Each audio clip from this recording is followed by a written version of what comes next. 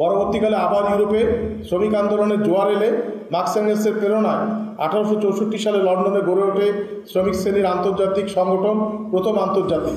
এখানেই মার্কস শ্রমিক শ্রেণীর পার্টি গঠনের মূল নীতি তুলে ধরেন।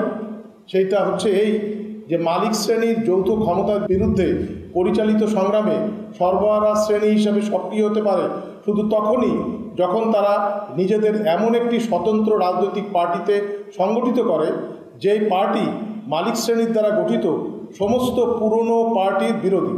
সমাজ বিপ্লব ও তার শেষ লক্ষ্য শ্রেণীর বিলোপ সাধনকে জয়যুক্ত করতে হলে একটি রাজনৈতিক পার্টিতে সরবরাহ এই সংগঠন অপরিহার্য। 1871 সালের প্যারি কমিউনের পতনের পরে লন্ডনে যে প্রথম আন্তর্জাতিকের সম্মেলন হয় সেখানেও এইরকম ঘোষণা দেওয়া হয়।